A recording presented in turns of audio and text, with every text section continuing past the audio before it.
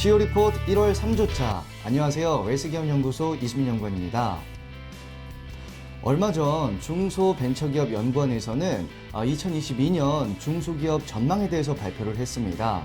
2022년은 조금 더 희망적인 한 해가 될지, 혹은 아직도 조금 더 버텨야 하는 시간이 될지 이번 주 CEO 리포트를 통해서 알아보도록 하겠습니다. 우선 경제 성장률은 21년 4%였던 것에 비해서 2.9%로 1.1% 감소했습니다. 제조업 성장률은 21년 1.9%에서 2.1%로 약간은 희망적이라고 볼 수가 있겠고요. 서비스업은 21년 3.5%에서 5.2%로 아주 희망적이라고 볼 수가 있겠습니다.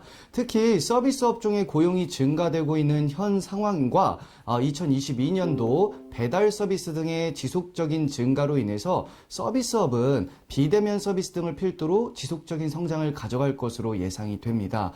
대한민국에서 제일 중요한 수출에 대한 성장은 21년 16.3%에 비하여 확연히 감소한 4.3%입니다. 전 세계적인 물류 대란, 이에 따른 각종 부대 비용 상승의 결과가 반영된 것이 아닌가 싶은데요. 이 점을 꼭 참고하셨으면 좋겠습니다.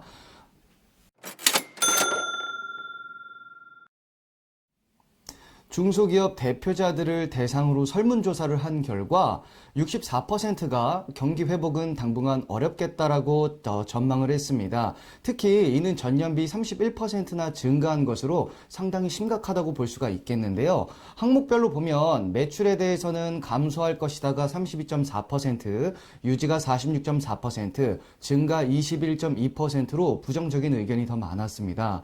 이에 따른 영업이익은 감소가 32.1%, 유지 49.3%, 증가 18.6%로 매출보다 오히려 원가 상승에 따른 이익 감소를 우려하는 분위기가 더 많다고 볼 수가 있겠습니다.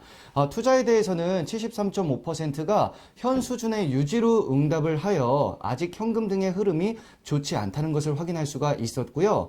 고용 역시 유지가 72.9%, 감소가 13.8%, 증가 13.3%로 지난 2021년 수준을 유지하는 것에 중점을 두고 있다는 것을 확인할 수가 있었습니다.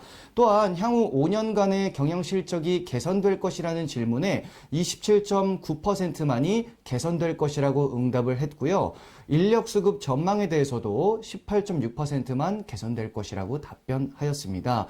그렇다면 향후 5년간 중소기업에 가장 필요한 정책은 무엇이냐는 질문에는 38.8%가 중소기업과 대기업 간의 격차 해소, 그 다음은 우수인력 확보, 기술 혁신, 신시장 진출 순으로 응답을 했는데요. 현 정부에서 추진하고 있는 중소기업 근로자들에 대한 다양한 지원이 사실 현장에서는 썩 좋은 결과를 내고 있지 않다는 반증으로 여겨지지 않나 싶습니다. 중소기업진흥원에서 발표한 자료에 따르면 우리나라 중소기업 CEO 중에 94.2%가 가업 승계가 중요하다고 생각하고 있다고 합니다. 거의 모든 CEO분들께서 중요하게 생각하고 있는 이 가업 승계, 저희 웰스기업연구소 정우일 소장님을 모시고 알아보도록 하겠습니다. 안녕하세요. 웰스기업연구소 정우일 소장입니다.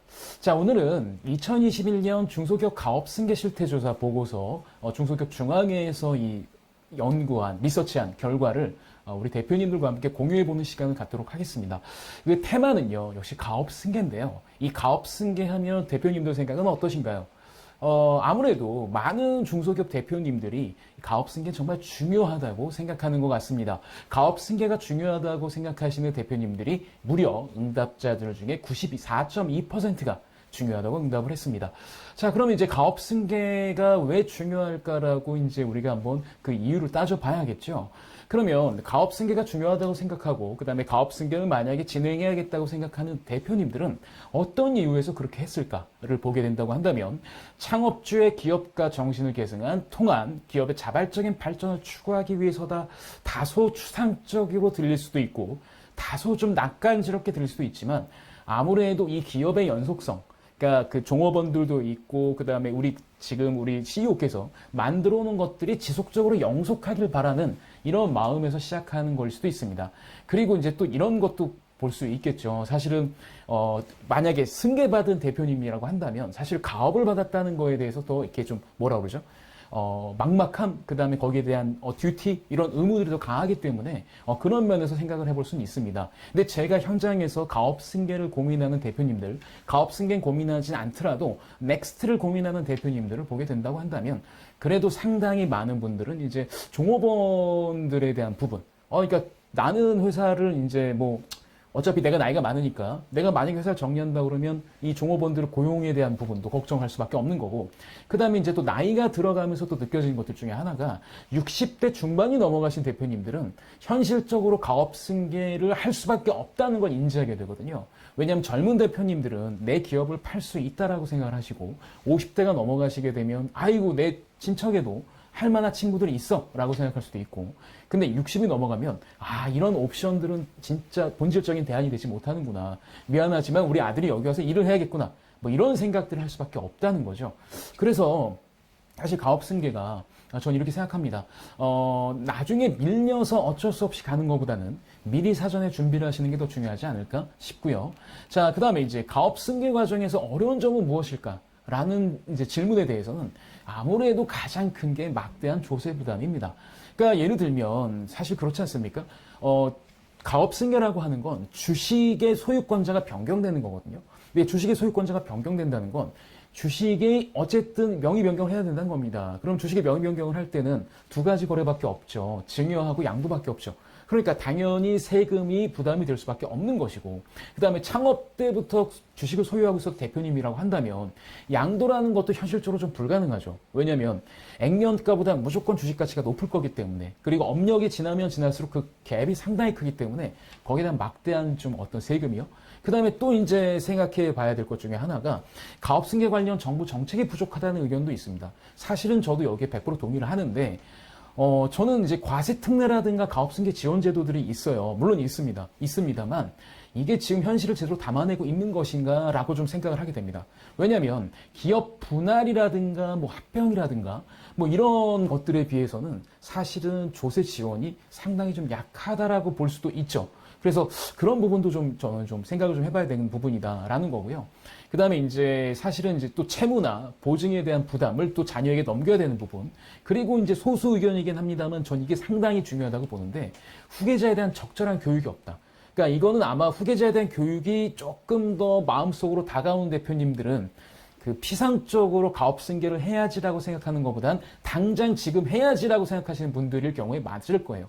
그러니까 예를 들어서 뭐 우리가 그렇지 않습니까? 내 아이가 과연 이거를 이어서 할 수 있을까? 예를 들어서 이게 좀 험한 일이고 거친 일이라고 한다면 나는 딸밖에 없어. 내 딸이 과연 여기서 일을 할 수 있을까? 그 다음에 우리 아들은 뭐 자격증도 따고 뭐 대기업도 다니고 좋은 데 다니고 있는데 이 일을 애한테 뭐 좀 넘겨줘야 되나? 뭐 이런 부분까지도 같이 검색할 수 있거든요. 그래서 어쩌면 가업 승계에서 가장 중요한 좀 문제인 어떤 막대한 조세 부담, 이런 것들도 한번 생각을 해보고 여기에 딸려 있는 문제들, 즉 승계해주는 사람이 문제가 아니라 승계받을 사람이 과연 준비가 되어 있는지 부분도 같이 고민해 보셔야 된다는 것도 알 수가 있습니다. 자, 그러면 이제 결론이죠. 가업승계 지원제도, 우리나라에서 가업승계 지원제도로 하면 크게 두 가지가 있습니다. 그 상속이 벌어졌을 때 상속 재산에서 공제해주는 거 하나와, 사전에 증여할 때 증여세를 좀 저렴하게 갈 수 있게끔 하는 이런 제도가 두 가지가 있는데, 이 두 가지 제도를 혹시나 적용을 하시겠냐라는 질문에 상속에 대해서는 60%가, 그 다음에 증여세 과세 특례에 대해서는 56%가 좀 생각해 본다, 활용하겠다라는 의견들입니다. 그러니까 물론 이제 이 가업 승계를 아주 진중하게 고민하시는 분들에 비해서는 이 특례 활용도가 상당히 떨어짐을 알 수가 있죠.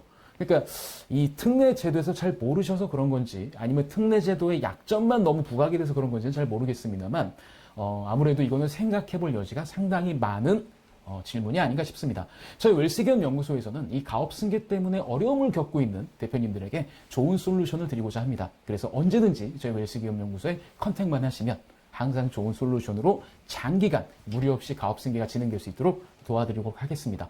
그리고 다음 주에는 보고서의 뒷면, 그러니까 왜 가업 승계나 가업 상속 공제 같은 우리 정부에서 지원하고 있는 이런 혜택들이 좀 약간 왜 난 저거 하기 싫어 라고 하는지, 그 이유에 대해서 다음 주에 좀 더 깊게 파보도록 하겠습니다. 이번 주는 여기까지입니다. 이번 주 저희가 준비한 소식은 여기까지입니다. 저희 웰스기업 연구소는 중소기업의 성공을 위해서 항상 최선을 다하겠습니다. 좋아요, 구독, 알림 버튼은 저희가 컨텐츠를 만드는데 많은 도움이 됩니다.